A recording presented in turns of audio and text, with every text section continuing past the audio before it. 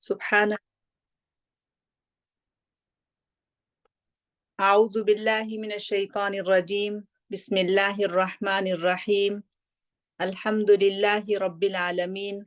وصلى الله على نبينا محمد وعلى آله وأصحابه أجمعين سبحانك اللهم لا علم لنا إلا ما علمتنا إنك أنت العليم الحكيم ولا حول ولا قوة إلا بالله العلي العظيم اللهم علمنا ما ينفعنا وانفعنا بما علمتنا وزدنا علما وعملا متقبلا يا رب العالمين اللهم إنا نبرأ إليك من حولنا وقوتنا وعلمنا وحفظنا وذكائنا ونلتجئ إلى حولك وقوتك يا ذا القوة المتين آمين يا رب. اسم الجلالہ اللہ، وہ ہستی جو اس پوری کائنات کی مالک ہے اور ہم سب کی مالک و خالق ہے. ہم جس پر ایمان لاتے ہیں، پچھلی دفعہ ہم نے ایک اہم سوال اٹھایا تھا اور مجھے امید ہے کہ پورے ہفتے کے دوران ہم نے اس پر غور و فکر کیا ہوگا کہ کیا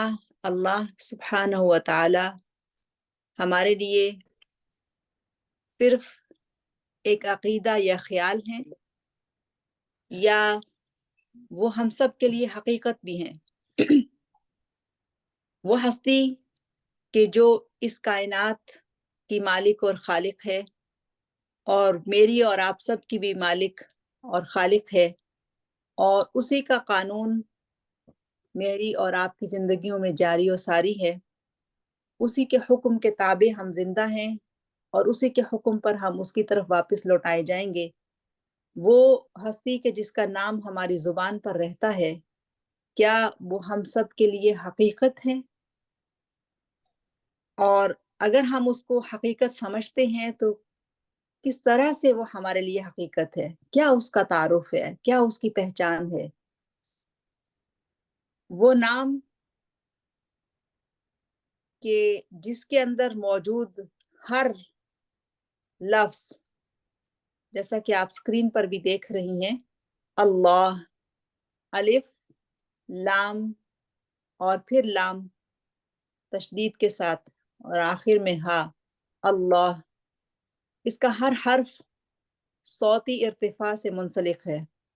اس کی آواز اوپر کو اٹھتی ہے اور اس نام کی عظمت کا تقاضا بھی ہے کہ تفخیم کے ساتھ، یعنی منہ بھر کر اس کو ادا کیا جائے. اللہ ایسا عظیم نام کہ جو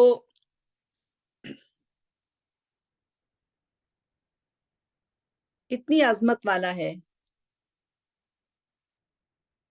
اتنی بڑائی اور بزرگی اور قدرت والا ہے کہ جب اس نام کا ادراک ہو جائے، جب اس نام کی معرفت مل جائے اور جب اس نام کا کلمہ پڑھ لیا جائے، لا الہ الا اللہ، تو ہر وہ شخص جو اس نام کا کلمہ پڑھتا ہے وہ اس کی محبت میں ڈوب جاتا ہے اور اسے خوف اور رہب سے پکارتا ہے اور محبت سے اس کو پکارتا ہے. اور جب کوئی بھی مومن اس کو اپنا بنا لیتا ہے اور حقیقت کے روپ میں اس کو دیکھتا ہے، تو پھر وہی الہ، وہی رب،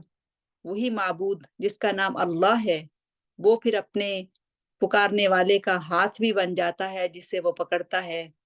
اور اس کا پاؤں بھی بن جاتا ہے جس سے وہ چلتا ہے، اور پھر وہ ان طریقوں سے اس کی مدد کرتا ہے جس کے بارے میں اس نے سوچا تک نہیں ہوتا ہے.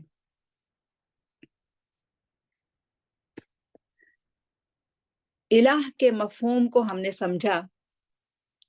اور ہم یہ بھی سمجھتے ہیں کہ وَلِلَّهِ الْأَسْمَاءُ الْحُسْنَى فَادْعُوهُ بِهَا، اللہ ताला के इंतहाई खूबसूरत अस्माउल हुस्ना हैं और उन नामों से उसको पुकारा जाए। और जब हम इस सबसे अजीम नाम इसमें आज़म अल्लाह से उसको पुकारते हैं और कलिमा ला इलाहा इल्लल्लाह का इकरार करते हैं, तो जो बात हमारी समझ में आती है वो ये है कि परेशानी और मुसीबत में काम आने वाला ये नाम इतना अजीम है, इतना बड़ा है कि शायद ही हमने आज तक इसकी आज़मत को, इसकी रफ़त और बुलंदी को, इसके मकाम और मर्तबे को पहचाना हो और इसका इदराक किया हो। तो ज़रूरत इस बात की है कि हम अल्लाह सुब्हानहू व तआला के इस्म ज़ात, इस्मुल जलाला के बारे में जब जाने, तो फिर उसकी हैबत व अज़मत और उसकी कुदरत और रफ़त और उसकी किबरियाई का हम मुकम्मल तौर पर इहाता करने की कोशिश करें। अगरचे उसका इहाता मुकम्मल हो नहीं सकता, लेकिन मुकम्मल से मुराद अपनी मकदूर भर कोशिश के मुताबिक हम उसे समझने की कोशिश करें, उसके करीब जाने की कोशिश करें, उससे मोहब्बत करने की कोशिश करें, उसकी इताअत इख्तियार करने की कोशिश करें और उसके रंग में रंग जाने की कोशिश करें। तो आज हम बात जहाँ से शुरू कर रहे हैं वो ये है कि वो अजीम नाम कि जब हम उस नाम का कलिमा पढ़ते हैं ला इलाहा इल्लल्लाह, तो ये ऐसा नाम है और ऐसा कलिमा है कि जो हर तरह के हालात में मोमिन की मदद करता है। और इस कलिमे का को मानने वाले इस कलिमे का जिक्र तो करते रहते हैं, इस कलिमे का एतराफ़ तो करते रहते हैं, इसका इकरार तो करते रहते हैं, हर हाल में ही करते हैं। देखिए हम भी तो बहैसियत मुसलमान दिन में कई मर्तबा अल्लाह ताला का नाम अपनी ज़ुबान पर लेकर आते हैं, नमाज और अज़कार के अलावा भी। लेकिन शिद्दत इज़हार उस वक़्त बहुत ज़्यादा होती है जब कोई ईमान वाला किसी मुश्किल में मुब्तला हो जाए। और मैं आपको इसकी एक बेहतरीन मिसाल देती हूँ जो कि कुरान मजीद में मेरे और आपके समझने के लिए और सबक के लिए मौजूद है कि यूनुस अलैहिस्सलाम जब मछली के पेट में और समंदर की तारीक तरीन तह में पहुंच जाते हैं, तो फिर वो इसी कलिमा से अपने रब को पुकारते हैं और उनकी ये पुकार, ये आवाज अर्श तक जा पहुंचती है। इस आयत पे गौर कीजिए, वज़न्नूनी इज़ ज़हब मुगादिबन फज़न्न अल्लन नक़दिर अलैहि फनादा फ़ी ज़ुलुमाति अल्ला इलाहा इल्ला अंत सुब्हानक इन्नी कुन्तु मिनज़ ज़ालिमीन। सूरा अल-अंबिया 87 आया। और मछली वाले को भी हमने नवाजा। याद करो जब वो बिगड़ कर चला गया था और समझा था कि हम उस पर गिरफ्त न करेंगे, आखिर को उसने तारीकियों में से पुकारा, नहीं है कोई माबूद। अब ये पुकार क्या थी? वो ये थी, नहीं है कोई माबूद मगर तू ही, पाक है तेरी जात, बेशक मैं जालिमों में से था। ला इलाहा इल्ला अंत सुब्हानक इन्नी कुन्तु मिनज़ ज़ालिमीन। ये वो नाम है और ये वो कलिमा है कि जो अल्लाह ताला का तारुफ रखने वाला, अल्लाह ताला की पहचान रखने वाला उसका बंदा मुश्किल तरीन हालात के अंदर भी उसी नाम से उसको पुकारता है और उनकी सुनी जाती है।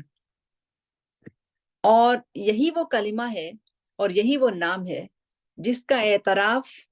ना मानने वाले भी कर लेते हैं, दुश्मन भी कर लेते हैं, लेकिन उस वक्त उनका ये एतराफ उसके किसी काम नहीं आता। इसलिए कि जब वो मौत की हकीकत को सामने देखते हैं, तो इससे पहले वो चाहे इनकार कर रहे हों, चाहे उनकी आंखों के ऊपर कुफर की पट्टी और तकब्बुर की पट्टी बंधी हो, लेकिन जैसे ही موت کی حقیقت ان کے سامنے آتی ہے تو وہ پٹی کھل جاتی ہے. اور یہی ایک بڑی مثال قرآن مجید کے اندر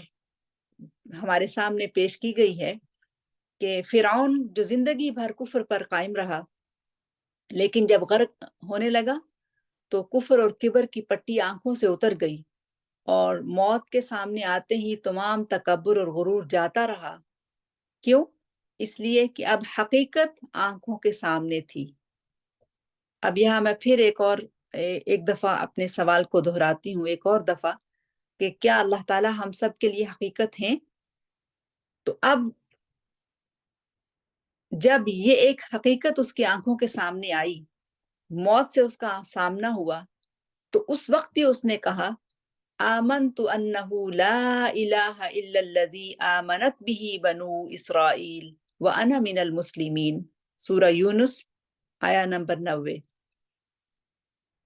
اب یہ فرعون کا اقرار ہے. وہ کہتا ہے میں ایمان لے آیا اس الہ پر کہ معبود حقیقی اس کے سوا کوئی نہیں ہے جس پر بنی اسرائیل ایمان لائے، اور میں بھی سر اطاعت جھکا دینے والوں میں سے ہوں. اب یہی وہ نام ہے، یہی وہ کلمہ ہے جس کا اقرار دشمن وہ کہ جو زندگی بھر کفر پر قائم رہا، وہ بھی اب موت کے وقت کر رہا ہے. آمنت انہ لا الہ الا الذی، کہ اس کے سوا کوئی معبود نہیں، میں اس پر ایمان لے آتا ہوں. اب دیکھیں اس سے پہلے یعنی غرق ہونے سے پہلے فرعون کا الہ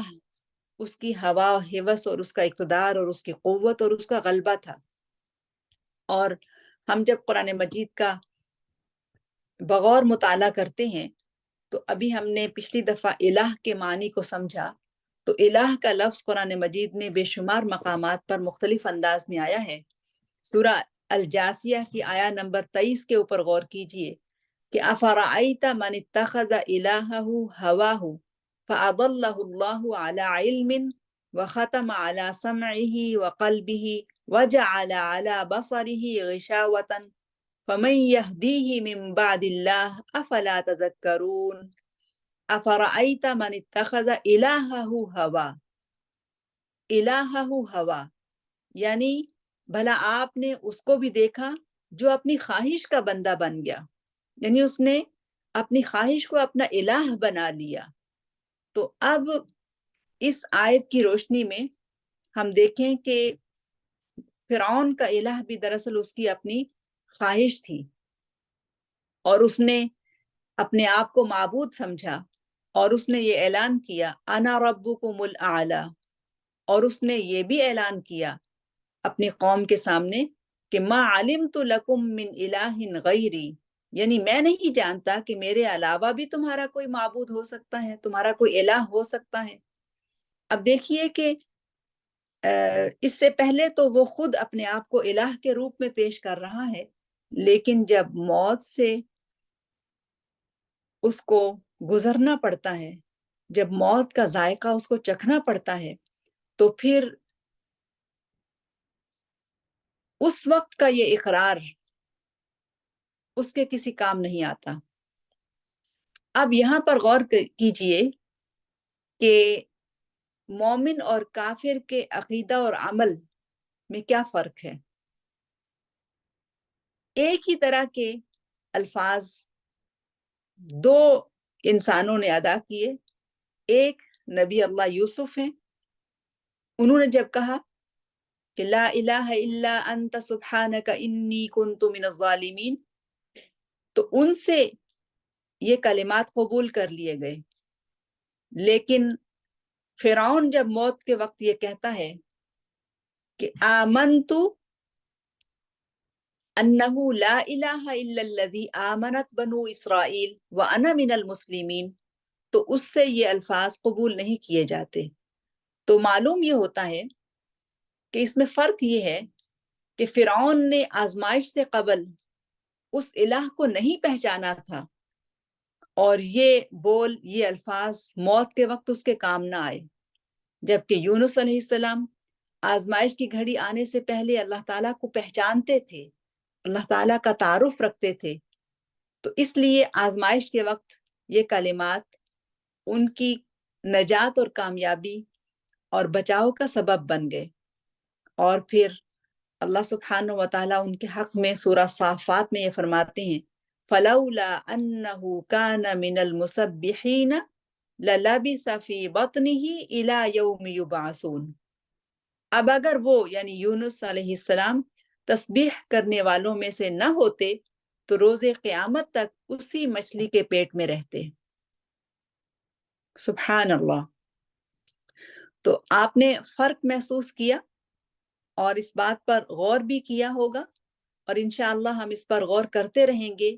کہ یہ وہ نام ہے اور یہ وہ کلمہ ہے جس کا تعارف ہم پڑھ رہے ہیں، یہ دراصل مصیبت اور پریشانی میں کام آنے والا کلمہ ہے، اور یہ وہ نام ہے کہ جو مصیبت اور پریشانی اور دکھ اور تکلیف کے لمحات میں مومن کا دست بازو بن جاتا ہے، مومن کی قوت ہوتا ہے، مومن اس کے اوپر ایمان لاتا ہے، اور ایمان صرف اس کا زبانی اور خالی نہیں ہوتا بلکہ وہ حقیقت کے روپ میں اس کو دیکھتا ہے، تو پھر اس کی مشکلیں اور اس کے مصائب اور اس کی پریشانیاں ہلکی ہو جاتی ہیں۔ رسول اللہ صلی اللہ علیہ وسلم نے فرمایا کہ تعرف الیہ فی الرخاء یعرف کا فی الشدۃ۔ سبحان اللہ، غور کیجئے ان الفاظ کے اوپر، تعرف الیہ فی الرخاء یعرف کا فی الشدۃ، تم آرام اور راحت میں اللہ کو پہچانو، یعنی اس کی طرف رجوع کرو، اور مشکل حالات میں وہ تمہارا خیال رکھے گا۔ اور یہ جو اسماء اللہ الحسنہ کی معرفت کے سلسلے میں ہم جن چیزوں کو سیکھ رہے ہیں، یہ دراصل اس کی پہچان ہی ہے۔ تعرف الیہ فی الرخاء، یعنی اللہ کے رسول صلی اللہ علیہ وسلم نے ہمیں بتایا کہ آرام اور راحت میں اس کو پہچانو، اس کی طرف رجوع کرو، اس کا تعارف حاصل کرو، اس کو حقیقت کے روپ میں دیکھو، مشکل حالات میں وہ تمہارا خیال رکھے گا۔ اور رسول اللہ صلی اللہ علیہ وسلم نے یہ بھی بتایا کہ جس شخص کی یہ خواہش ہو کہ سختی اور دکھ تکلیف کی گھڑی میں اللہ تعالیٰ اس کی دعا قبول کرے، اسے چاہیے کہ راحت و سکون کی حالت میں کثرت سے دعا کرتا رہے۔ اب یہاں بھی کچھ دیر کے لیے رک کر سوچنے کی ضرورت ہے کہ کیا کہا جا رہا ہے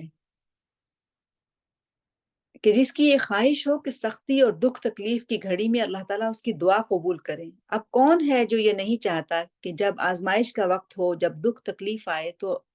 اللہ تعالیٰ اس کی دعا کو قبول کر لیں۔ اللہ تعالیٰ دعا کو قبول کرتے ہیں، لیکن قبولیت کے بھی درجات ہیں، اور پھر جب مومن تکلیف میں اس کو پکارتا ہے اور صرف اسی کو پکارتا ہے تو پھر کبھی کبھی ایسا ہوتا ہے کہ زبان پر یہ شکوہ آ جاتا ہے کہ میں نے تو بہت دعا کی لیکن اللہ تعالیٰ نے تو قبول ہی نہیں کیا۔ تو یہاں قبولیت کا ایک گر، دعا کی قبولیت کا ایک طریقہ یہ بتایا جا رہا ہے کہ جب آرام اور راحت میں ہو تو کثرت سے اس کو پکارو، اور جب تم آرام اور راحت میں کثرت سے اس کو پکارو گے، اس کو پہچانو گے، تو پھر دکھ اور تکلیف کی گھڑی میں بھی اللہ تعالیٰ آپ کی دعا کو قبول کرے گا، وہ آپ کے ساتھ ہوگا۔ اور یہ جو نام ہے اسم اعظم اللہ سبحانہ و تعالی، یہ وہ نام ہے کہ جس کی طرف ہر نبی نے اپنی قوم کو پکارا۔ ایک ہی پکار تھی ہر نبی کی، اور ایک ہی ہستی تھی جس کی طرف انہوں نے پکارا، اور ایک ہی ہستی تھی جس کا تعارف انہوں نے اپنی قوم کو دیا۔ ہر نبی کی پکار یہی تھی۔ قرآن مجید کھول کے دیکھ لیجئے، انبیاء کی دعوت جہاں جہاں بھی پیش ہوئی ہے اس کو اس طرح سے شروع کیا گیا ہے، یا قوم اعبدوا اللہ ما لکم من الہ غیرہ انی اخاف علیکم عذاب یوم عظیم، سورہ الاعراف آیہ نمبر 59۔ تو یہاں پر نبی کی پکار اس طرح سے ہے، یا قوم اعبدوا اللہ ما لکم من الہ غیرہ، اے میری قوم کے لوگو اللہ کی بندگی کرو،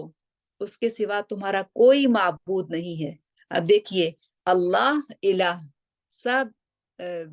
آیات کے اندر یہ جو دو لفظ ہیں یہ آ رہے ہیں، اسم الجلالہ اللہ اور الہ، یعنی ما لکم من الہ غیرہ، اے میری قوم کے لوگو اللہ کی بندگی کرو، اس کے سوا کوئی تمہارا معبود نہیں ہے، میں تمہارے حق میں ایک ہولناک دن کے عذاب سے ڈرتا ہوں۔ گویا علم توحید ہی تمام انبیاء کی دعوت کا نقطہ آغاز ہے۔ یہ بہت اہم بات ہے کہ توحید کا علم ہی دراصل تمام انبیاء کی دعوت کا نقطہ آغاز ہے۔ یہی سے انہوں نے اپنی بات کو شروع کیا، جس سے اللہ تعالیٰ کی معرفت اور پہچان حاصل ہوتی ہے، اور صرف ایک اللہ کی اطاعت اس علم کا نقطہ انتہا ہے۔ آغاز ہو رہا ہے اللہ تعالیٰ کی توحید کی معرفت اور اقرار اور اعتراف سے، اور پھر اس کے بعد انتہا ہو رہی ہے اس کے اطاعت پر، اور یہ مطالبہ ہر نبی نے اپنی قوم سے کیا۔ اور پھر صرف یہاں تک ہی نہیں، بلکہ توحید کا علم حاصل کرنا فرض قرار دے دیا گیا۔ اور سورہ محمد کی آیہ نمبر 19 میں اللہ سبحانہ و تعالی فرماتے ہیں فَعْلَمْ أَنَّهُ لَا إِلَهَ إِلَّا اللَّهُ فَعْلَمْ أَنَّهُ لَا إِلَهَ إِلَّا اللَّهُ، یعنی اے نبی خوب جان لیجئے، علم حاصل کر لیجئے، معلوم کر لیجئے کہ اللہ کے سوا کوئی الہ نہیں ہے۔ تو یہ وہ علم ہے کہ جس کو جاننا، جس کو سمجھنا، گہرائی میں اترنا، اس کو حقیقت کے روپ میں دیکھنا، اس کے بارے میں بار بار اس کا مطالعہ کرنا، یہ دراصل اہل ایمان کے اوپر فرض ہے، اور یہی علم توحید ہے۔ اور جتنا علم توحید ہمارے اندر پختہ ہوگا، اتنا ہی ہمارا عقیدہ، ہمارے خیالات، ہمارے تصورات سنورتے چلے جائیں گے، اور جتنا جتنا ہمارا عقیدہ مضبوط ہوگا، اتنے ہی ہمارے اعمال بھی بہترین ہو جائیں گے۔ اور حقیقت یہ ہے کہ یہ جو سورہ الاحد الاخلاص ہے، اور جس کو ہم بار بار پڑھتے ہیں، اور جو ثلث القرآن بتائی گئی ہے کہ بسم اللہ الرحمن الرحیم قل هو اللہ احد اللہ الصمد لم یلد ولم یولد ولم یکن له کفوا احد، یہ تو خالصتاً عقیدہ ہے، عقیدہ توحید ہے، اقرار و اعتراف ہے اللہ سبحانہ و تعالیٰ کی وحدانیت کا، اس کی قدرت کا، اس کی طاقت کا، اس کے ایک ہونے کا۔ سبحان اللہ۔ اور پھر ہر نبی کو جو پیغام دیا گیا، اس پیغام کی نوعیت بھی قرآن میں بیان کر دی گئی۔ سورہ الانبیاء آیت نمبر 25 میں اللہ تعالیٰ فرماتے ہیں کہ وَمَا أَرْسَلْنَا مِن قَبْلِكَ مِن رَّسُولٍ إِلَّا نُوحِي إِلَيْهِ أَنَّهُ لَا إِلَٰهَ إِلَّا أَنَا فَاعْبُدُونِ، یعنی کوئی نبی ہم نے اس سے پہلے نہیں بھیجا مگر اس کو یہی بتایا ہے، اس کی طرف یہی وحی کی ہے کہ لا الہ الا انا، کہ میرے سوا کوئی الہ نہیں ہے، بس تم لوگ میری ہی بندگی اختیار کرو۔ اور پھر قرآن مجید میں ایک سے زیادہ مقامات پر یہ کہا گیا اللہ لا الہ الا ہو لہ الاسماء الحسنی۔ اب وہ بندگی، وہ تعارف، وہ پہچان، جو معرفت کیسے پتا چلے کہ اللہ تعالیٰ کون ہے، کیسا ہے، کیا کرتا ہے، کیا نہیں کرتا ہے؟ تو وہ دراصل وہ سب علم حاصل کرنے کا طریقہ بتا دیا گیا کہ اللہ لا الہ الا ہو لہ الاسماء الحسنی، کہ وہ جس کے سوا کوئی معبود نہیں اور اس کے بہترین نام ہیں۔ اگلی ایک اہم بات جو ہم سمجھتے ہیں وہ ہے کہ کلمہ طیبہ، شجرہ طیبہ، جب ہم وحدانیت کا اقرار کراتی آیات کا مطالعہ کرتے ہیں، جب ہم اللہ سبحانہ و تعالیٰ کے اسم الذات، اسم الجلالہ کی معرفت حاصل کرتے ہیں، تو یہ معرفت جیسے جیسے بڑھتی چلی جاتی ہے، اور یہ کلمہ جیسے جیسے ہمارے دلوں کے اندر راسخ ہوتا چلا جاتا ہے، ہم بہت پختگی کے ساتھ، مضبوطی کے ساتھ اس کو پکڑ لیتے ہیں، اور یہی کلمہ جو ہماری نجات کا سبب ہے، یہی کلمہ جو ہماری مشکلات میں ہمارے کام آنے والا ہے، اس کلمہ کی جو مثال دی گئی ہے قرآن مجید میں وہ بہت ہی بہترین انداز میں ایک پاکیزہ درخت سے اس کی مثال دی گئی ہے۔ سورہ ابراہیم کی بہت ہی خوبصورت آیات ہیں۔ فرمایا گیا مثل کلمۃ طیبۃ کشجرۃ طیبۃ اصلها ثابت وفرعها فی السماء۔ کلمہ طیبہ کی مثال ایسی ہے جیسے ایک عمدہ درخت ہو جس کی جڑیں زمین میں گہری جمی ہوئی ہوں اور شاخیں آسمان تک پہنچی ہوئی ہوں۔ اللہ تعالیٰ کا وعدہ ہے کہ وہ اسی قول ثابت کی بنیاد پر اہل ایمان کو ثبات اور پختگی عطا کرے گا۔ میری پیاری ساتھیوں، اس بات کو غور سے سنیے کہ اللہ سبحانہ و تعالیٰ کا یہ وعدہ ہے کہ وہ اسی قول ثابت کی بنیاد پر، اسی کی بنا پر اہل ایمان کو ثبات و پختگی عطا کرے گا۔ وہ قول ثابت کیا ہے؟ وہ یہی کلمہ ہے، لا الہ الا اللہ، اور یہی کلمہ ہے جس میں اللہ تعالیٰ کا اسم الجلالہ، اسم الذات، اس کلمے کو وزنی بنا دیتا ہے، لا الہ الا اللہ۔ سورہ ابراہیم کی اسی آیہ میں یہ بتایا گیا یثبت اللہ الذین آمنوا بالقول الثابت فی الحیات الدنیا وفی الآخرہ، یعنی دنیا کی زندگی میں بھی اور آخرت کی زندگی میں بھی یہی قول ثابت ہے۔ کیا ہے قول ثابت؟ لا الہ الا اللہ، جس کی بنا پر، جس کے ساتھ اللہ تعالیٰ اہل ایمان کی مدد کرتے ہیں، ان کو پختگی عطا کرتے ہیں۔ وَيَفْعَلُ اللَّهُ مَا يَشَاءُ، اور اللہ جو چاہتا ہے کرتا ہے۔ اب ہم دیکھیں کہ جب ہم اس کلمہ کا اقرار کر لیتے ہیں، اعتراف کر لیتے ہیں، دل کی گہرائیوں سے اللہ تعالیٰ کی ذات کے اوپر ایمان لا کر حقیقت کے روپ میں اس کو دیکھتے ہیں، اس سے محبت کرتے ہیں، اس کی معرفت حاصل کرتے ہیں، اس کو الہ مان لیتے ہیں، تو پھر یہ کلمہ مومن کی زندگی میں کس طرح جاری و ساری ہو جاتا ہے۔ تو یہاں ایک خوبصورت مثال بیان کی گئی ہے کہ اس کلمے کی مثال ایسی ہے کہ جیسے ایک شجرہ طیبہ ہو، پاکیزہ درخت، ایسا پاکیزہ درخت کہ جو انسان کے لیے خود اور دوسری مخلوقات کے لیے خیر کا باعث ہوتا ہے، اور ایسا ہی کلمہ طیبہ انسان کے لیے خیر اور بھلائی کا سرچشمہ ہے۔ ذرا تصور تو کیجئے اس کلمہ طیبہ کا مرکز و مقام کیا ہے، کہاں ہے؟ اس کا مرکز و مقام دراصل مومن کا دل ہے۔ یہ کلمہ مومن کے دل میں رہتا ہے اور پھر زبان پر آتا ہے، اور اسی کلمہ کے سبب انسان کے اعمال، مومن کے اعمال آسمان کی طرف اٹھائے جاتے ہیں۔ اور اس کلمہ کی مثال جو پاکیزہ درخت سے دی گئی ہے وہ اس طرح سے ہے کہ مومن کا وجود پاکیزہ، خوبصورت، گھنے پھلدار درخت کی طرح ہوتا ہے، اور ایسا پاکیزہ درخت کہ جو ہر دیکھنے والی آنکھ اور دل کے لیے بہت ہی فرحت بخش ہوتا ہے۔ اور مومن اپنے گرد و پیش کے انسانوں کے حق میں سراپا خیر ہو جاتا ہے۔ اپنے لیے تو خیر ہوتا ہی ہوتا ہے، وہ نہ صرف اپنے وجود میں بلکہ اپنے ارد گرد تمام انسانوں کے لیے خیر کا سرچشمہ بن جاتا ہے۔ لوگ اس کی گھنی چھاؤں سے، اس کے پھل سے، اس کی لکڑی سے، اس کی چھال سے، اس کے پتوں سے، اس کی ٹہنیوں سے، اس کے پھولوں سے، یہاں تک کہ اس کے خزاں رسیدہ وجود سے بھی فائدہ اٹھاتے ہیں۔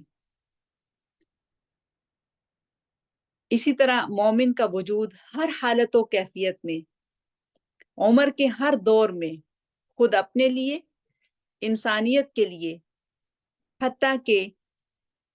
پورے کرۂ ارضی کے لیے فائدہ مند اور سراپا خیر ہوتا ہے۔ اور یہ یاد رکھنے کی ضرورت ہے کہ مومن کے ایمان کی جڑیں دل کی زمین میں کلمہ توحید سے پیوستہ ہیں، اور اسی سے جڑی ہوئی اس کی ٹہنیاں یعنی اس کے اعمال اس کو ہر وقت سرسبز و شاداب رکھتے ہیں، اوپر کو اٹھتے ہیں اور نشو و نما پاتے ہیں۔ جس طرح زرخیز زمین عمدہ بیج کو بہت جلدی قبول کرتی ہے اور تیزی سے اگاتی ہے، اسی طرح مومن کا زرخیز دل جب اس میں عقیدہ توحید کا خالص بیج ڈلتا ہے تو اس کے اعمال کا شجر ثمردار ہو کر تیزی سے پھلتا اور پھولتا ہے۔ در حقیقت مومن اپنے اعمال صالحہ کے پھل سے ہر کسی کو فائدہ دیتا ہے۔ یہ جملہ بہت اہم ہے، مومن اپنے اعمال صالحہ کے پھل سے ہر کسی کو فائدہ دیتا ہے، کیونکہ اس کا مقصد و محور اور اس کی پوری زندگی کا جو مطمع نظر ہے وہ اس کے رب کی رضا کا حصول ہوتا ہے۔ وہ زندگی میں پیش آنے والے مشکلات اور مسائل اور منفی رویوں پر مثبت سوچ سے رد عمل ظاہر کرتا ہے اور اس پھلدار درخت کی مانند ہو جاتا ہے کہ جو پتھر پھینکنے والے پر بھی غصہ اور نفرت کے بجائے اپنا پھل کھراتا ہے۔ عبداللہ بن عمر رضی اللہ عنہ کہتے ہیں، میں نے رسول اللہ صلی اللہ علیہ وسلم کو یہ فرماتے ہوئے سنا کہ مومن کی مثال کھجور کے درخت کی مانند ہے، تم اس کا جو کچھ بھی لو اس میں نفع ہی نفع ہے۔ اب دیکھیں، ہم نے جو آیت شروع میں دیکھی تھی، مثل کلمۃ طیبۃ کشجرۃ طیبۃ، یہاں پر حدیث کے الفاظ میں یہ بتایا جا رہا ہے کہ مومن کی مثال کھجور کے درخت کی مانند ہے۔ اور عبداللہ ابن عمر ہی ایک اور حدیث بیان کرتے ہیں کہ رسول اللہ صلی اللہ علیہ وسلم نے اپنے اصحاب سے یہ دریافت فرمایا کہ مجھے یہ بتاؤ، ایک ایسا درخت ہے کہ جس کے پتے جھڑتے نہیں ہیں اور مسلمان کی مثال اس درخت جیسی ہے، تو وہ کون سا درخت ہے؟ تو لوگ دیہات کے مختلف درختوں کے بارے میں سوچنے لگے۔ عبداللہ بن عمر رضی اللہ عنہ کہتے ہیں کہ مجھے خیال آیا کہ یہ کھجور کا درخت ہے، مگر میں جھجک کی وجہ سے خاموش رہا کہ جس مجلس میں عبداللہ بن عمر اس وقت بیٹھے تھے اس میں بڑے بڑے صحابہ بھی موجود تھے، اور عبداللہ بن عمر جو ہیں وہ عمر میں کم تھے اور ادب کا تقاضا یہی تھا کہ وہ خاموش رہتے۔ پھر لوگوں نے پوچھا کہ یا رسول اللہ، ہمیں نہیں معلوم کہ وہ درخت کون سا ہے، آپ بتائیے کہ وہ درخت کون سا ہے۔ تو رسول اللہ صلی اللہ علیہ وسلم نے فرمایا وہ کھجور کا درخت ہے۔ ایک اور حدیث ہے رسول اللہ صلی اللہ علیہ وسلم کی جس میں فرمایا کہ اولئک خیار عباد اللہ عند اللہ الموفون المطیبون، اللہ کے وہ بندے بہترین بندے ہیں جو پورا پورا ادا کرنے والے، پاکیزہ اور پاک باز ہوتے ہیں۔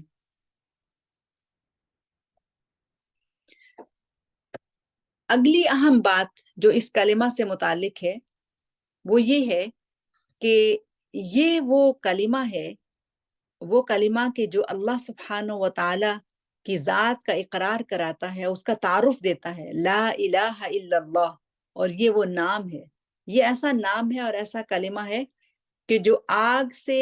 رہائی کا ضامن کلمہ ہے، آگ سے چھٹکارے کا ضامن کلمہ ہے۔ میں آپ کے سامنے ایک حدیث رکھتی ہوں۔ عتبان بن مالک انصاری رضی اللہ عنہ کہتے ہیں کہ رسول اللہ صلی اللہ علیہ وسلم نے فرمایا فَإِنَّ اللَّهَ قَدْ حَرَّمَ عَلَى النَّارِ مَنْ قَالَ لَا إِلَهَ إِلَّا اللَّهِ يَبْتَغِي بِذَلِكَ وَجْهَ اللَّهِ، اللہ تعالیٰ اس شخص پر آگ حرام کر دیتے ہیں جس نے لا الہ الا اللہ کا اقرار کیا اور اس کا مقصد صرف اور صرف اللہ تعالیٰ کی خوشنودی حاصل کرنا تھا۔ انس بن مالک رضی اللہ عنہ کہتے ہیں کہ رسول اللہ صلی اللہ علیہ وسلم کے ہم رکاب تھے وہ۔ انس بن مالک رضی اللہ عنہ معاذ بن جبل سے روایت کرتے ہیں کہ معاذ بن جبل رضی اللہ عنہ رسول اللہ صلی اللہ علیہ وسلم کے ہم سفر تھے، تو رسول اللہ صلی اللہ علیہ وسلم نے ان سے ارشاد فرمایا یا معاذ، معاذ نے جواب دیا لبیک یا رسول اللہ و سعدیک، رسول اللہ صلی اللہ علیہ وسلم نے دوبارہ فرمایا اے معاذ، معاذ نے جواب دیا لبیک یا رسول اللہ و سعدیک، رسول اللہ صلی اللہ علیہ وسلم نے 3 بار دہرایا، اسی طرح سے پھر فرمایا جو بھی سچے دل سے اشہد اللہ الہ الا اللہ وان محمدن رسول اللہ کی گواہی دے تو اللہ تعالیٰ آگ کو اس پر حرام کر دے گا۔ معاذ رضی اللہ عنہ نے عرض کیا یا رسول اللہ، کیا میں لوگوں کو یہ خوشخبری سنا نہ دوں تاکہ وہ خوش ہو جائیں؟ رسول اللہ صلی اللہ علیہ وسلم نے جواب دیا پھر تو لوگ اسی پر تکیہ کر کے بیٹھ جائیں گے، یعنی عمل کرنے میں سستی کا مظاہرہ کریں گے۔ معاذ رضی اللہ عنہ کہتے ہیں کہ انہوں نے اس حدیث کو اپنے پاس سنبھالے رکھا اور پھر اپنی وفات سے قبل گناہ سے بچنے کے ڈر سے یہ حدیث بیان کر دی۔ اور پھر ابو ہریرہ رضی اللہ عنہ بھی بیان کرتے ہیں کہ رسول اللہ صلی اللہ علیہ وسلم نے فرمایا کہ بندہ اخلاص کے ساتھ، اب دیکھیے جو اہم بات ہے وہ اس کلمہ کے پیچھے کیا ہے کہ خلوص اور صدق دل اور سچائی، کہ اخلاص کے ساتھ لا الہ الا اللہ کہتا ہے تو اس کے لیے آسمان کے دروازے کھول دیے جاتے ہیں، یہاں تک کہ یہ کلمات عرش تک پہنچ جاتے ہیں، جب تک کہ یہ کلمات کہنے والا کسی کبیرہ گناہ کا ارتکاب نہ کرے۔ یعنی اس کلمات کو عرش تک پہنچانے میں جو رکاوٹ ہے وہ دراصل انسان کے گناہ ہیں، تو جب تک انسان بڑے گناہوں سے بچا رہے یہ کلمہ اس کی حفاظت کرتا رہتا ہے اور اس کا اور اس کے رب کا کنیکشن قائم رہتا ہے، اور یہ عرش تک پہنچ جانے والا کلمہ ہے۔ تو کیا مطلب ہے کہ عرش تک پہنچ جانے والا، اس سے مراد یہ بھی ہے کہ یہ دراصل رابطہ اور کنیکشن ہے بندے کا رب کے ساتھ، یہ تعلق ہے بندے کا اپنے رب کے ساتھ، تو یہ تعلق قائم رہتا ہے جب تک کہ انسان کسی بڑے گناہ میں مبتلا نہیں ہو جاتا، اس وقت یہ تعلق کمزور ہو جاتا ہے، لیکن جب پھر بندہ توبہ کر لیتا ہے، رجوع اللہ کر لیتا ہے، اعادہ کر لیتا ہے، اس کلمہ کے اوپر پھر سے ایمان کو مضبوط کر لیتا ہے تو اللہ تعالیٰ اسے معاف کر کے پھر سے اس کو اپنا لیتے ہیں۔ ایک بہت ہی خوبصورت حدیث ہے جو اگرچہ لمبی ہے لیکن مجھے آپ کو سنانی ہوگی اس لیے کہ یہ بہت ہی جامع اور بہت سارے سبق اپنے اندر لیے ہوئے ہے۔ یہ حدیث مبارکہ اگرچہ لمبی ہے لیکن اگر ہم اس کے اوپر مختلف انداز سے غور کریں تو بہت سارے سبق اس کے اندر ہمیں ملتے ہیں۔ ابو ہریرہ رضی اللہ عنہ اس حدیث کے راوی ہیں، وہ کہتے ہیں کہ ہم صحابہ کی ایک جماعت رسول اللہ صلی اللہ علیہ وسلم کے ارد گرد بیٹھے ہوئے تھے اور ہماری اس مجلس میں ابو بکر و عمر رضی اللہ عنہما بھی موجود تھے۔ رسول اللہ صلی اللہ علیہ وسلم ہمارے درمیان سے اچانک اٹھے اور باہر چلے گئے اور واپس آنے میں بہت دیر لگا دی۔ ابو ہریرہ کہتے ہیں کہ ہم سب کو یہ فکر لاحق ہو گئی کہ کہیں ایسا نہ ہو کہ کوئی حادثہ پیش آ گیا ہو، یعنی کوئی دشمن یا کوئی ایسی تکلیف آ گئی ہو کہ جس کی وجہ سے رسول اللہ صلی اللہ علیہ وسلم نے واپس آنے میں دیر لگا دی ہے۔ تو ہم بہت گھبرا گئے اور اٹھ کھڑے ہوئے، اور ابو ہریرہ رضی اللہ عنہ کہتے ہیں کہ سب سے پہلا میں تھا جو گھبرا کر ان کی تلاش میں نکل کھڑا ہوا۔ اب میں وقت کے مختصر ہونے کی وجہ سے عربی الفاظ آپ کے سامنے نہیں رکھ رہی، لیکن اگر آپ عربی الفاظ کے اوپر اور اس ترجمے کے اوپر بھی غور کریں تو آپ دیکھیں گی کہ اس میں ابو ہریرہ رضی اللہ عنہ کا جو کردار ہے وہ کس طرح سے ہے، یعنی وہ کہہ رہے ہیں کہ میں سب سے پہلے گھبرا کر اٹھ کھڑا ہوا اور میں پہلے تلاش میں نکلا۔ وہ کہتے ہیں کہ میں آپ کو تلاش کرتے ہوئے بنو نجار کے ایک باغ کی دیوار کے پاس پہنچ گیا، میں اس دیوار کے چاروں طرف گھوما مگر اندر داخل ہونے کا کوئی راستہ نہ پا سکا اور نہ ہی دروازے کا کوئی مجھے سراغ ملا۔ اچانک میری نظر ایک جدول پر پڑی جو باہر سے ایک کنویں کی جانب سے اس باغ کے اندر جاتی تھی۔ یعنی ایک راستہ تھا اور کنواں باہر ہے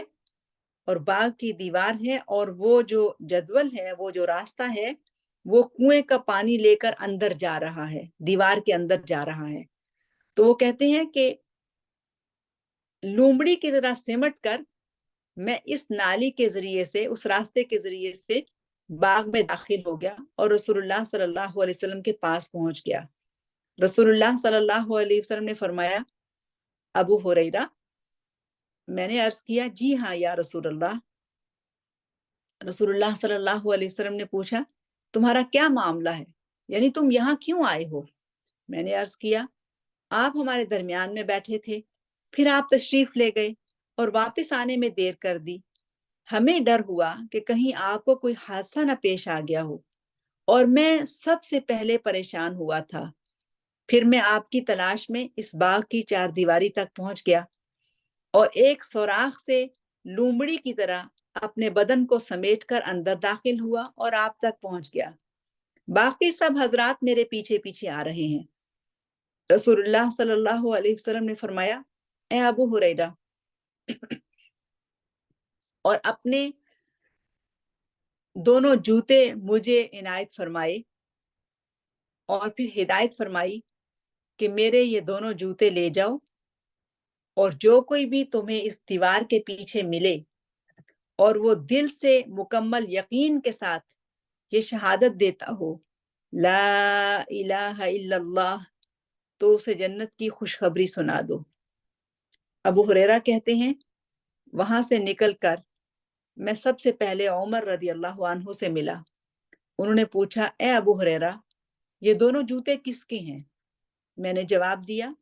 یہ رسول اللہ صلی اللہ علیہ وسلم کے جوتے ہیں، اور انہوں نے مجھے یہ دونوں جوتے دے کر بھیجا ہے کہ میں جس سے ملوں اور وہ لا الہ الا اللہ کا اقرار کرتا ہو اور اس پر اسے قلبی اطمینان ہو تو میں اسے جنت کی بشارت سنا دوں۔ یہ سن کر عمر نے میرے سینے کے درمیان ایک دھپ رسید کیا تو شدت ضرب سے میں پشت کے بل زمین پر جا گرا۔ عمر کہنے لگے، اے ابو ہریرہ، واپس پلٹ جاؤ۔ میں رسول اللہ صلی اللہ علیہ وسلم کے پاس واپس آ گیا اور رونی شکل کے ساتھ اپنے ساتھ پیش آنے والا واقعہ بیان کیا۔ ابھی یہ میں بات کر ہی رہا تھا کہ عمر بھی وہاں آن پہنچے۔ رسول اللہ صلی اللہ علیہ وسلم نے دریافت فرمایا، اے ابو ہریرہ، تمہیں کیا ہوا؟ میں نے عرض کیا، میں سب سے پہلے عمر سے ملا اور آپ کا ارشاد گرامی انہیں سنایا۔ انہوں نے مجھے سینے پر مارا اور واپس چلے جانے کو کہا۔ رسول اللہ صلی اللہ علیہ وسلم نے فرمایا، اے عمر، تم نے ایسا کیوں کیا؟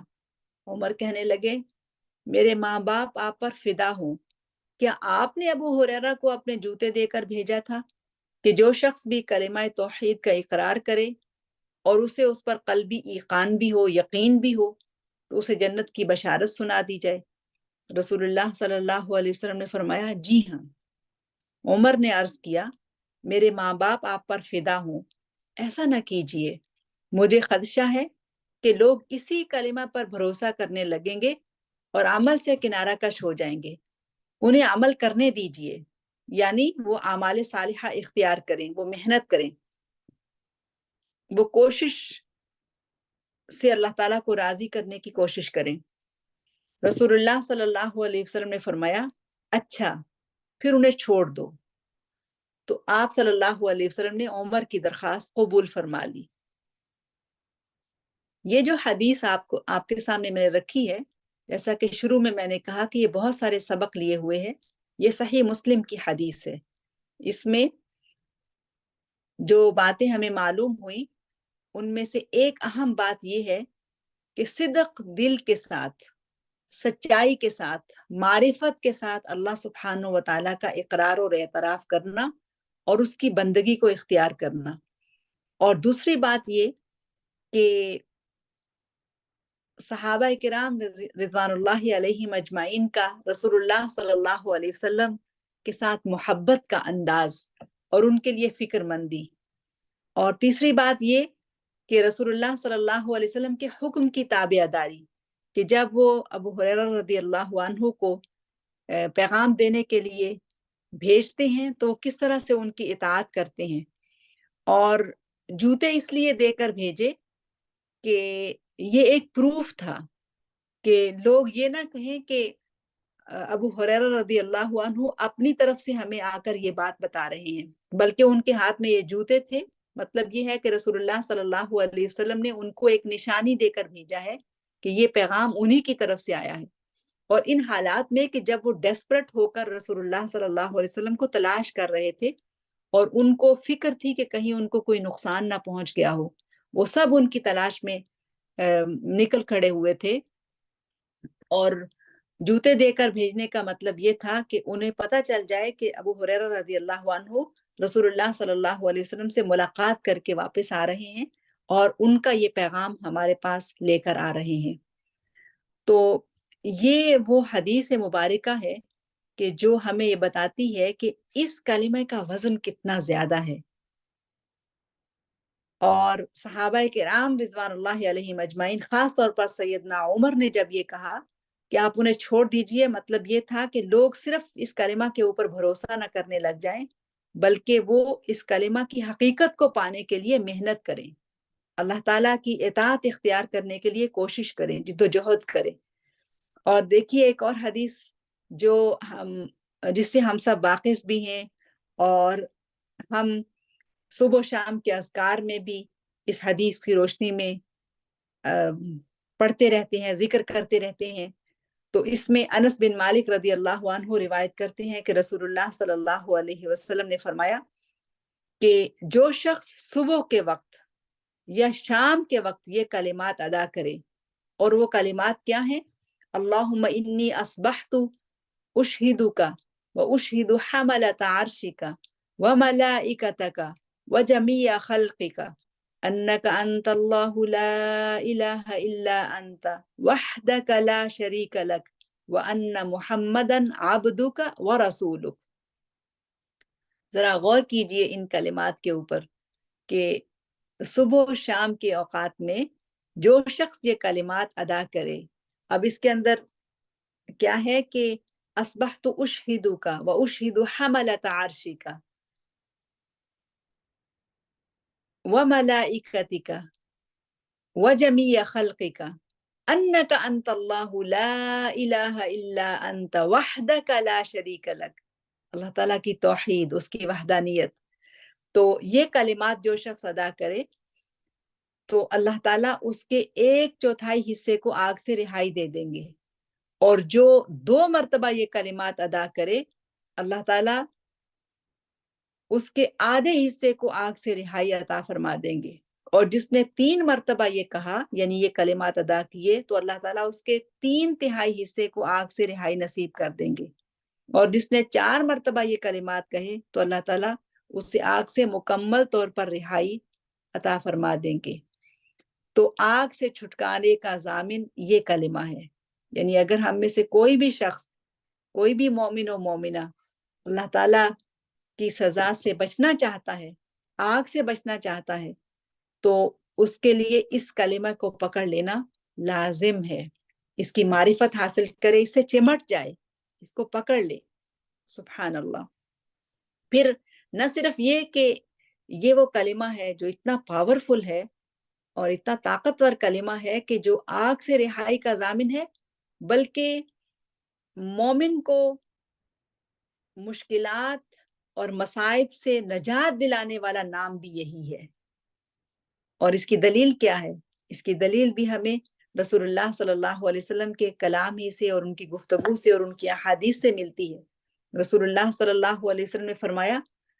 اور اس حدیث کی راوی اسماء بنت عمیس ہیں، وہ کہتی ہیں کہ رسول اللہ صلی اللہ علیہ وسلم نے مجھ سے فرمایا، کیا میں تمہیں ایسے کلمات نہ سکھاؤں جو تم دکھ، تکلیف اور پریشانی کی حالت میں کہو؟ اور وہ کلمات کیا ہیں؟ اللہ اللہ اللہ ربی لا اشرک بہ شیئا، اللہ اللہ ربی لا اشرک بہ شیئا، اللہ اللہ ہی میرا رب ہے، اور میں اس کے ساتھ کسی طرح کا شرک نہیں کرتی ہوں۔ سبحان اللہ، دیکھیے 2 دفعہ اس میں جو اسم مبارک آیا وہ اسم الجلالہ ہے۔ اللہ اللہ ربی لا اشرک بہ شیئا، 2 مرتبہ اسم الجلالہ اللہ اور 1 مرتبہ الرب ذکر ہوا ہے، یعنی ربی، میرا رب۔ اس ذکر اور تسبیح میں اللہ جل جلالہ کی اس میں ذات کی برکات، اس کی وحدانیت کا اقرار، اس کی توقید ہے، اور اس کی عظمت اور رفعت کو سامنے رکھنا ہے، اور ذکر باری تعالیٰ کا جو لذت ہے اس کو حاصل کرنا ہے، اور اس نام کے ساتھ جو خصوصی تعلق ہے مومن کا اس کا اظہار کرنا ہے۔ آزمائش اور دکھ میں کبھی کبھی ایسے لمحات آتے ہیں اور اہل ایمان پر بھی آتے ہیں، ایسا نہیں ہے کہ ایمان والوں پر نہیں، اہل ایمان پر بھی آتے ہیں کہ صراط مستقیم سے ان کا قدم پھسلنا شروع ہو جاتا ہے اور شیطان کے حملوں کا شکار ہو جانا آسان ہو جاتا ہے۔ مشکل کی گھڑی میں یہ کلمات مومن کو توحید پر قائم رہنے، شرک کی نجاست سے بچنے کے لیے بہت ہی معاون ہیں۔ یہ وہ کلمات ہیں کہ جو دل کو اطمینان اور سکون بخشتے ہیں۔ جو شخص بھی سخت آزمائش، دکھ اور تکلیف میں مبتلا ہو اور وہ دل کی اتھاہ گہرائیوں سے پکارے، اور اپنے ارد گرد جو لوگ موجود ہیں اپنے اہل خانہ انہیں بھی یہ تاکید کرے کہ وہ تکلیف اور پریشانی میں یہ پکارے، اللہ اللہ ربی لا اشرک بہ شیئا، تو اس سے بڑے کلمات کوئی نہیں ہے کہ جو اس کو اس مشکل سے نکالنے والے ہوں۔ رسول اللہ صلی اللہ علیہ وسلم نے یہی کلمات اپنے اہل خانہ کو بھی سکھائے۔ سیدہ عائشہ صدیقہ رضی اللہ عنہا وہ کہتی ہیں کہ رسول اللہ صلی اللہ علیہ وسلم نے تمام اہل خانہ کو جمع کیا اور انہیں یہ تعلیم دی کہ جب بھی تم میں سے کسی کو کوئی پریشانی، دکھ یا تکلیف پہنچے تو وہ یہ الفاظ کہے، اللہ اللہ ربی لا اشرک بہ شیئا۔ سبحان اللہ۔ اب ہم ایک اور اہم بات ڈسکس کرتے ہیں، اور وہ ہے کہ نام مبارک اسم الجلالہ کی تعظیم۔ یہ نام اتنا عظیم نام ہے، اتنا بڑا نام ہے، اتنا پاورفل نام ہے کہ حقیقت یہ ہے کہ اگر مومن صرف اس نام پہ اپنی نگاہ گاڑ دے، اس نام کو اپنے سامنے رکھ کر اس کی طرف دیکھے، اور پھر جب اس کے دل کے اندر اس نام کی تجلی موجود ہو، اس کی معرفت و پہچان موجود ہو، اور اس کے دل و دماغ پر اس ہستی کا تصور موجود ہو، چھایا ہوا ہو، تو پھر کیا ہوتا ہے کہ اس نام پر نگاہ ڈالنے سے ہی اور اس ہستی کو تصور میں لانے سے ہی مومن قوت محسوس کرتا ہے۔ اس کو لگتا ہے کہ جیسے وہ کسی بہت ہی عظیم ہستی کے حصار میں ہے اور وہ اس کے اوپر اپنا ہاتھ رکھے ہوئے ہے، وہ اس کی ہر ضرورت اور ہر کیفیت سے واقف ہے، اور وہی ہے کہ جو اس کے لیے ملجا و ماوا ہے۔ ذرا تصور کریں، اور کبھی ایسا ہو کہ یہ کیفیت لانی ہو تو یہ پریکٹیکل بھی کریں کہ اللہ سبحانہ و تعالیٰ کے نام مبارک کو، اللہ کو، اسم الجلالہ کو بڑا سا سامنے لکھ لیجئے، اچھی ہینڈ رائٹنگ میں، اچھی روشنائی میں، اور اس پر اپنی نگاہ جما دیجئے، اور کبھی تصور میں اپنے دل پر لکھا ہوا اللہ جس پر ہم ایمان لاتے ہیں اس کے اوپر فوکس کریں، تو محسوس ہوگا کہ قلب کو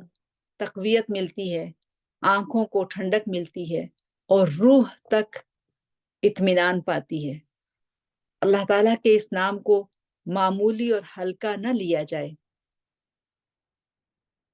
یہ نام بہت وزنی ہے، یہ نام بہت عظیم ہے،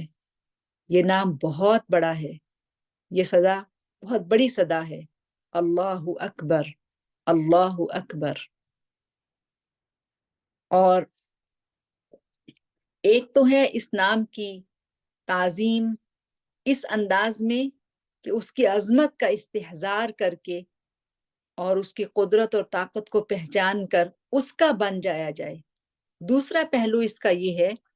کہ جہاں کہیں بھی یہ نام لکھا ہوا ہو اس کی بھی تعظیم کی جائے۔ سلف صالحین اللہ تعالیٰ کے نام کی اس قدر تعظیم کرتے تھے، یعنی کہیں اگر لکھا ہوا ملتا تھا تو اس کاغذ پر جس پر یہ نام لکھا ہوتا اس کو نیچے گرانا یا نیچے رکھنا بھی گوارا نہیں کیا کرتے تھے، اور اگر کہیں یہ گرا پڑا مل جاتا تھا تو اٹھا کر صاف کر کے تعظیم کے ساتھ اس کو محفوظ مقام پر رکھ دیا جاتا تھا۔ ایک بہت بڑا نام ہے بشر الحافی کا، اور بشر الحافی کی اگر ہم بایوگرافی پڑھیں، ان کے حالات زندگی پڑھیں، تو ان کا اللہ تعالیٰ کی طرف پلٹنا دراصل اس نام کی تعظیم کی وجہ سے تھا۔ مختصراً کہ وہ گناہوں میں ڈوبی ہوئی زندگی گزار رہے تھے، لیکن وہ کسی راستے سے گزر رہے تھے تو ان کو اللہ تعالیٰ کا یہ نام کسی ورق پر لکھا ہوا ملا، اور وہ کسی کوڑے کے ڈھیر پہ یا کسی عام جگہ پہ رکھا تھا۔ تو ان کے دل میں یہ خیال آیا کہ یہ نام اس طرح سے نہیں ہونا چاہیے۔ انہوں نے اس کو اٹھایا، اور پھر ان کی جیب میں کچھ زیادہ پیسے نہیں تھے، کوئی ایک آدھ درہم ہی تھا، اور انہوں نے اس درہم کو خرچ کر کے، جو کہ اس وقت ان کی ضرورت بھی تھا، اس سے خوشبو خریدی، اور اس نام مبارک، وہ ٹکڑا جس پر یہ نام مبارک لکھا تھا، اس کو اس خوشبو سے معطر کر کے اس کو تعظیماً کسی اونچی جگہ پر رکھ دیا۔ تو اللہ سبحانہ و تعالیٰ نے ان کے اس عمل کو ایسے قبول کیا، اس نام کی تعظیم اور اس کو خوشبودار کرنے پر، کہ ان کو ہدایت نصیب کر دی، اور اس کے بعد وہ بشر الحافی کے نام سے مشہور ہیں۔ بے شمار واقعات ہیں ان کے بارے میں کہ اللہ تعالیٰ نے ان کو کیسی ہدایت نصیب فرمائی۔ تو یہاں اب یہ ایک بہت اہم بات ہے کہ دن بدن اللہ تعالیٰ کے نام کی تعظیم اہل ایمان کے اندر سے ہمارے عام اجتماعی رویوں کے اندر، گھروں کے اندر بہت کم ہوتی جا رہی ہے۔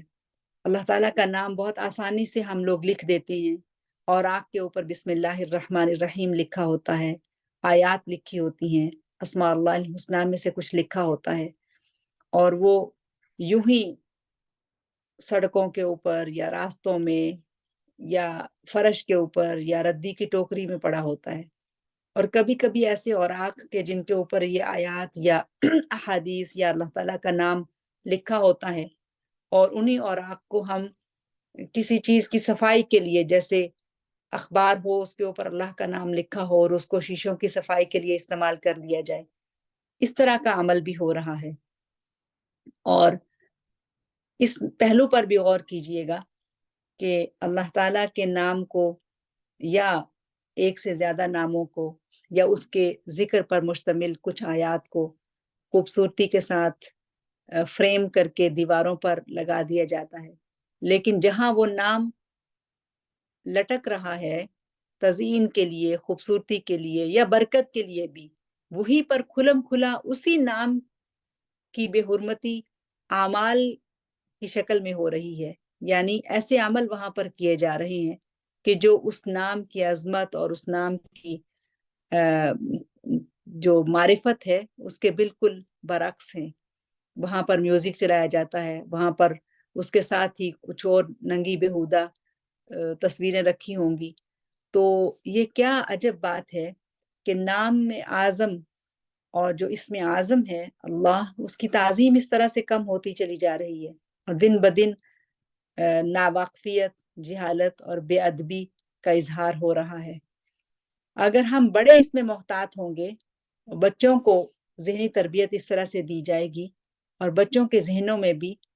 इस नाम की अजमत और ताज़ीम बिठाई जाएगी, तो ही इस नाम की जो बड़ाई है वो उजागर होती है, और अमल के अंदाज में भी और ज़ाहिरन इसकी ताज़ीम के अंदाज में भी। जहाँ अमल में कमी आ रही है, वहाँ साथ साथ इस लिहाज से भी या इस पहलू से भी कमी आती चली जा रही है। इस पर तवज्जो देने की ज़रूरत है। अगली एक अहम बात जो इस नाम से मुताल्लिक है वो है कि जब हम इसे पुकारते हैं, कभी कहते हैं या अल्लाह और कभी हम कहते हैं अल्लाहुम्मा, और या अल्लाह कहें या अल्लाहुम्मा कहें, दोनों अंदाज सही हैं उसको पुकारने के लिए, उसकी बारगाह में अपनी मुनाजात, अपनी दुआएं, अपनी ज़रूरतें, अपनी अर्जियां पेश करने के लिए, उससे जुड़ने के लिए। कि जैसे हमने पीछे ये दुआ पढ़ी या ये तस्बीह पढ़ी या ये जिक्र देखा कि अल्लाह अल्लाह रब्बी ला उशरिकु बिही शैया, वहां सिर्फ अल्लाह अल्लाह रब्बी कहा गया है। तो जब हम दुआ करते हैं तो हम या अल्लाह कहते हैं या अल्लाहुम्मा कहते हैं। तो या अल्लाह कहना चाहिए या अल्लाहुम्मा, या इन दोनों में कोई फर्क है? तो इसकी तफसील इस तरह से है कि जब या कहा जाता है अल्लाह इस्मुल जलाला से पहले, तो ये हर्फ निदा है जो पुकारने और मुतवज्जो करने के लिए अरबी जुबान में इस्तेमाल होता है। और कभी ऐसा होता है कि शुरू के या को हुम्मा से बदल दिया जाता है। यानी कभी हम कहते हैं या अल्लाह, या लिखा हुआ देखते हैं कि अल्लाह इस्मुल जलाला के शुरू में या लिखा है, और कभी अल्लाह इस्मुल जलाला के बाद हुम्मा लिखा हुआ है। तो इसी या को हुम्मा से बदल दिया जाता है। अब अगर ये कहा जाए या अल्लाह, तो उससे मुराद भी अल्लाह सुब्हानहू व तआला की ज़ात बाबरकात ही है, और अगर कहा जाए अल्लाहुम्मा, तो उससे मुराद भी या अल्लाह ही है। तो ये इसमें मुबारक और अजीम नाम जो इस्म ज़ात है, इस्मुल जलाला है, हर पुकारने वाले, हर हाजतमंद, हर जरूरतमंद की पुकार का एक अहम हिस्सा है, और हर पुकारने वाला या अल्लाह कहकर या अल्लाहुम्मा कहकर अल्लाह जल्ला जलालुहु की तवज्जो को अपनी तरफ मबजूल कराता है, और उसी से उसके सामने फरियाद करता है और इल्तिजा करता है, उसी के सामने अपने दुख पेश करता है। और जब ये तारुफ उसको मिल जाता है कि एक ही हस्ती है कि जिस पर वो ईमान लाया, और एक ही हस्ती है कि जिस पर न सिर्फ उसका अकीदा है बल्कि वो हकीकत के रूप में उसको देखता है, और फिर जब वो उसकी मजीद मारिफत हासिल करना चाहता है, तो फिर उसको उसकी मारिफत इस तरह से मिलती है कि वो उसके इस्म ज़ात से भी जुड़ता है, उसके अस्मा व सिफ़ात से भी ताल्लुक़ रखता है, उनको भी जानना चाहता है, उसके अस्माउल अफ़ाल का इल्म भी हासिल करता है, और फिर उन नामों, उसके खूबसूरत नामों के ज़रिए से वो उससे मुतारिफ होता चला जाता है, और अपनी ज़िंदगी में उसके मुख्तलिफ अंदाज, मुख्तलिफ पहलू और मुख्तलिफ अक्स जो है वो देखता चला जाता है। तो नाम मुबारक इस्मुल जलाला अल्लाह का मुताला हमने किया। अब आखिर में ये ज़रूरी है कि हम अपने पास कुछ ऐसे नुकात लिख लें, कुछ ऐसा हमारा इस सारी गुफ्तगू का माहसल हो कि अगले हफ्ते तक और उसके बाद भी हमने ये जो मारिफत हासिल की है उस पर हम सोचते रहें, और फिर उससे हासिल होने वाला सबक या अमली नुक्ता क्या है उसको हम अपनी जिंदगियों के अंदर लेकर आए, और फिर अगले कई दिनों तक मुसलसल ये प्रैक्टिस हो कि ये वो नुकात हैं कि जिन पर मुझे अमल करना है, اور پھر آگے بڑھنے سے پہلے پیچھے جا کے دوبارہ سے ان نکات کے اوپر غور کرنا ہے کہ کیا واقعی اس نام کے ساتھ جڑنے کے لیے جو کام کرنے تھے وہ میں نے کر لیے، کیا واقعی یہ نام میری زندگی میں جاری اور ساری ہیں۔ پچھلی دفعہ ہم نے یہ سمجھا تھا کہ بسمی کا نحیا یا رب، کہ اے رب ہم تیرے نام کے ساتھ زندہ ہیں، کیا میں اس نام کے ساتھ زندہ ہوں، کیا یہ نام میری زندگی میں جاری اور ساری ہو رہا ہے۔ تو اس کے لیے چند نکات ہیں جو میں آپ کے سامنے رکھتی ہوں، آپ انہیں اپنے پاس نوٹ کرتی چلی جائیے۔ میں نے ان کو پریزنٹیشن کا حصہ نہیں بنایا، میں چاہتی ہوں کہ ہم خود اپنے ہاتھ سے اس کو لکھیں اور پھر ہم انشاءاللہ اس کو اپنے عمل میں بھی لے کر آئیں۔ تو سب سے پہلی بات جو ہم نے اس نام مبارک کے تعارف میں سمجھی ہے وہ یہ ہے کہ اللہ هو المألوہ، اللہ ہی ہے جو المألوہ ہے۔ المألوہ کا معنی کیا ہے؟ المألوہ کا معنی ہے معبود برحق اور مخلوق کی جائے پناہ۔ یعنی یہ عقیدہ ہمارا بہت مضبوط ہو جانا چاہیے اور پختہ تر ہو جانا چاہیے، ہمارا بھی اور ہمارے اہل و عیال کا بھی، کہ اللہ ہی المألوہ ہے، جس کی عبادت، اطاعت، بندگی بلا شرکت غیر مطلوب ہے، کسی بھی قسم کے شرک سے پاک، صرف اور صرف ایک اللہ۔ جب بھی رجوع کرنا ہے اسی کی طرف کرنا ہے، جب بھی کچھ مانگنا ہے تو اسی سے مانگنا ہے، چونکہ وہی ہے کہ جو مرجع اور ماوا ہے، وہی ہے کہ جو المعلو ہے۔ تو الہ کا جو مفہوم ہم نے سمجھا ہے اور الہ کے جو معانی گہرائی کے ساتھ ہم نے سمجھے ہیں، ان معانی کو سمجھ لینے کے بعد ہمارا یہ مقصد ہو جانا چاہیے، ہمارا یہ نصب العین ہو جانا چاہیے، ہماری نگاہیں اس بات پر ٹک جانی چاہیے کہ اللہ ہی المألوہ ہے، لا الہ الا اللہ۔ پہلا نقطہ یہ تھا۔ دوسرا یہ ہے کہ اللہ سبحانہ و تعالیٰ کی ایسی اطاعت اور بندگی اختیار کرنی ہے کہ جس کے اندر جبر، نفرت، بے دلی، بیزاری کا شائبہ تک نہ ہو۔ یعنی ہم مجبور ہو کے نہ اس کی مانیں، مجبور ہو کے نہ اس کی طرف جائیں، مجبوراً یا بے دلی کے ساتھ یا بیزاری کے ساتھ اس کی عبادت نہ کریں، بے دلی کے ساتھ یا بیزاری کے ساتھ اس کی اطاعت اختیار نہ کریں، بے دلی اور بیزاری کے ساتھ نیکیاں نہ اختیار کریں جو جس بھی شکل کی ہوں، بلکہ اس کے اندر ایک والہانہ محبت ہو، ایک والہانہ شوق کی کیفیت ہو، رغبت و رہب ہو، خود سپردگی کی کیفیت ہو، تعظیم ہو، اجلال ہو، توکل ہو، یقین کا گہرا جذبہ موجود ہو، پختہ یقین ہو اس کے اوپر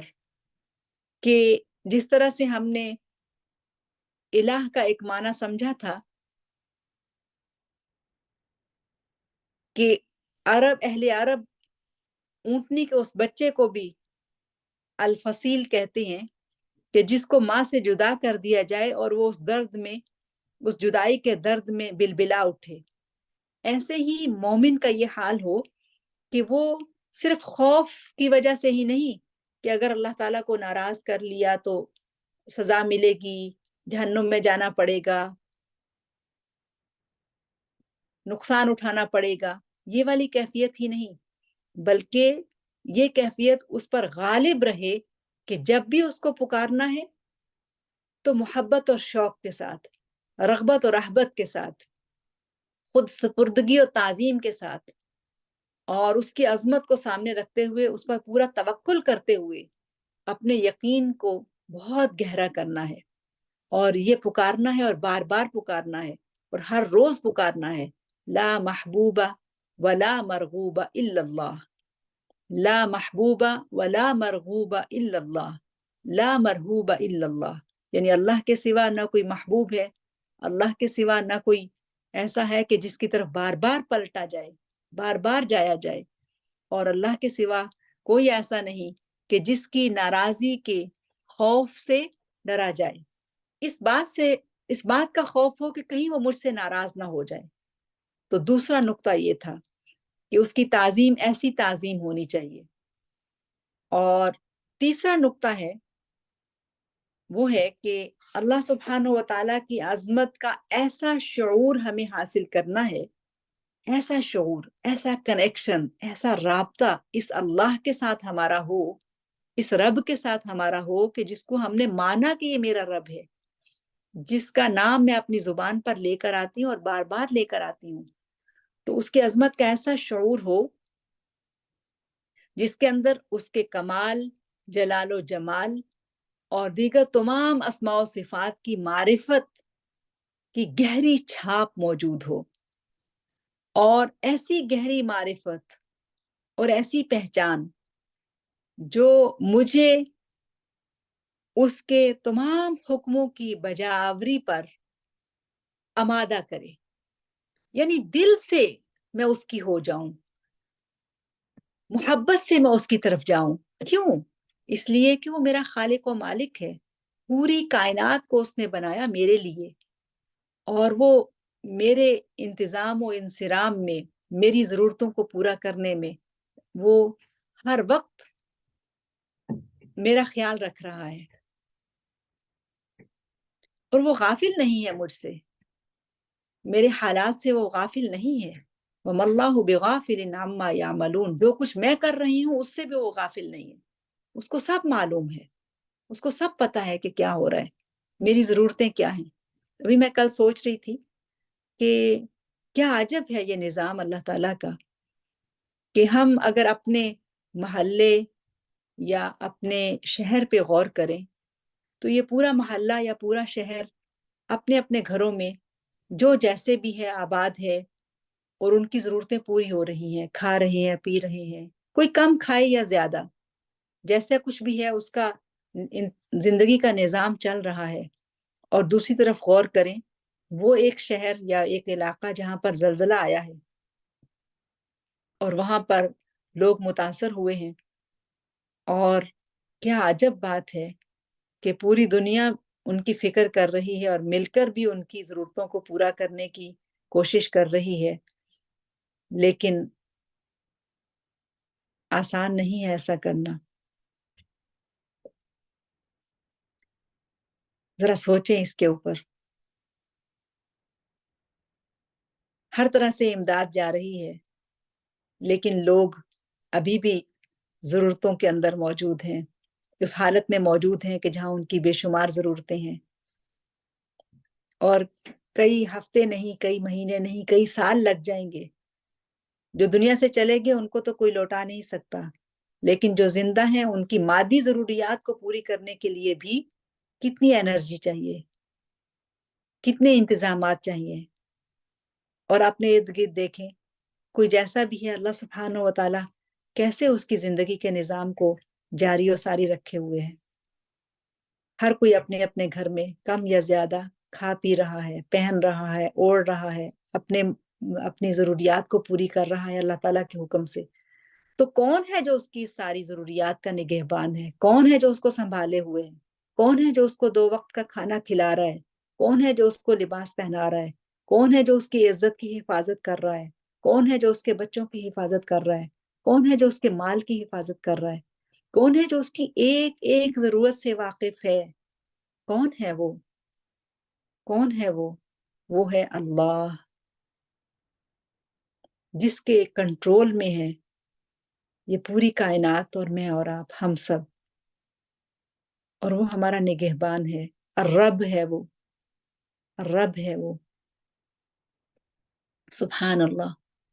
تو جب یہ شعور اور احساس ملے تو پھر اس کی اطاعت اس کی معرفت کے ساتھ کی جائے، اور یہ معرفت نہ صرف اطاعت کی طرف آمادہ کرے، اطاعت پر ابھارے، بلکہ جو کام اس نے منع کر رکھے ہیں ان سے بھی ہمیں باز رکھ دے، ان سے بھی ہمیں روک دے۔ یہ معرفت اس کے نواحی سے ہمیں باز رکھنے والی بن جائے۔ نمبر 4، مومن کی تمام تر کوششوں کا مرکز و محور ایمان کی حلاوت، شرح صدر، سکون اور اطمینان، اور اس کا اطمینان قلب، یہ کیا ہے؟ یہ سب یہ اس کا مرکز و محور ہے۔ وہ چاہتا ہی یہی ہے کہ اس کو ایمان کی حلاوت ملے، اس کو شرح صدر ملے، اس کو سکون ملے، اس کو اطمینان قلب ملے، یہی وہ چاہتا ہے۔ اور اگر یہ سب چیزیں اس کے پاس نہیں ہیں تو پھر ضرورت اس بات کی ہے کہ وہ واپس پلٹ جائے، اپنے رب اللہ الخالق کی طرف پلٹے، اس سے جڑے، اس سے مانگے، اور اپنے حصے کا جو ایمانی نور ہے اور جو حلاوت ہے اس کو تلاش کرے۔ اور اگر یہ چیز نہیں مل رہی ہے کہ اس بے سکون معاشرے میں سکون کی کمی نظر آ رہی ہے اور اطمینان نہیں ہے، تو پھر ضرورت ہے کہ ہم اللہ سبحانہ و تعالیٰ کے ساتھ مزید اپنے رابطے مضبوط کرنے کی کوشش کریں، اس کی طرف پلٹیں، اپنے حصے کا نور اور ایمانی حلاوت کا ذائقہ چکھیں۔ اور جب یہ رب ہمارے لیے حقیقت بن جائے گا تو یقیناً ہماری زندگی بدل جائے گی، ہمیں شرح صدر بھی ملے گا، سکون و اطمینان قلب بھی ملے گا، اور حلاوت ایمانی بھی نصیب ہوگی۔ نمبر 5، اللہ تعالیٰ کے نام اللہ، اسم الذات، اسم الجلالہ کی پہچان ہمیں اس بات پر آمادہ کرتی ہے کہ ہم اپنے حقوق اور اپنے فرائض ان کی ادائی کی فکر کریں۔ اور سچی بات یہ ہے کہ جس نے اللہ تعالیٰ کے حق کو پہچان لیا وہ لا محالہ اس کے بندوں کے حقوق کو بھی پہچان لے گا۔ یہ ہو ہی نہیں سکتا کہ جس نے رب کو پہچان لیا وہ اس کی مخلوق کو نہ پہچانے، جس نے رب کے حقوق کو پہچان لیا وہ بندوں کے حقوق کو اگنور کر دے، یہ ہو ہی نہیں سکتا۔ جس ایمان والے مرد کو یا ایمان والی عورت کو، مومن یا مومنہ کو اللہ تعالیٰ کی پہچان نصیب ہو جاتی ہے، یقیناً وہ اس کے بندوں کے حقوق کو بھی پہچان لیتا ہے۔ اور چھٹا نقطہ یہ ہے کہ اسم الجلالہ اللہ کی معرفت اور پہچان، اس کی مثال ایک آئینے کی سی ہے جس میں مومن اپنا عکس دیکھ سکتا ہے۔ جب ہمیں اپنا عکس دیکھنا ہو تو ہم آئینے کے سامنے کھڑے ہوتے ہیں اور اپنے آپ کو اچھے سے دیکھ لیتے ہیں۔ جب ہمیں اللہ تعالیٰ کی معرفت و پہچان کو دیکھنا ہو تو ہم اس کے سامنے اس طرح سے جائیں کہ اب اس کے اسماء الحسنہ کی آئینے میں اپنے آپ کو پہچانیں۔ اس تعارف سے، یعنی اسماء اللہ الحسنہ اور اللہ تعالیٰ کے اسم و ذات کے تعارف سے حاصل ہونے والی معرفت دراصل اللہ تعالیٰ سے ہمیں حیا کرنا سکھاتی ہے۔ یہ معرفت دراصل ہمیں اللہ تعالیٰ سے حیا کرنا سکھاتی ہے، اور حقیقی مومن ہر طاقت اور ہر شے سے بے خوف ہو کر اللہ تعالیٰ کے سامنے شرمندگی اور رسوائی سے بچنے کی بھرپور کوشش کرتا ہے۔ اس کو یہ نہیں ہے کہ دنیا کے سامنے اس کی کیا حالت و کیفیت کیا ہے، اس کو یہ خوف ہے کہ کہیں اللہ تعالیٰ کے سامنے وہ رسوا اور بے عزت نہ ہو جائے۔ تو اللہ تعالیٰ سے حیا کرنا سیکھیے۔ اور 7واں نقطہ یہ ہے کہ اس میں مبارک اللہ کا ادب و احترام کرنا سیکھیے۔ یہ ادب و احترام ظاہراً بھی ہے اور باطناً بھی ہے۔ اگر اللہ کا نام سامنے لکھا ہو تو اس کا احترام کیجیے، اور اگر اللہ کا نام دل پر لکھا ہے یا اللہ تعالیٰ کا نام زبان پر لایا جا رہا ہے تو وہاں بھی احترام اور ادب کا پہلو رہنا چاہیے. وہ زبان کہ جس پر بار بار اللہ کا نام آتا ہے، وہ زبان کیسے ناپاک ہو سکتی ہے؟ وہ زبان کیسے کوئی غیبت کر سکتی ہے، چغلی کر سکتی ہے، دل آزاری کر سکتی ہے؟ یہ وہ ناپاکیاں ہیں، غیبت، چغلی، دل آزاری. یہ وہ زبان کے جو امراض ہیں، یہ وہ تکلیف دہ چیزیں ہیں جو جب زبان سے ادا ہوتی ہیں تو زبان ناپاک ہو جاتی ہے. تو ناپاک زبان کے ساتھ اللہ سبحانہ و تعالیٰ کا پاکیزہ نام پکارا جائے، یا دل کے جو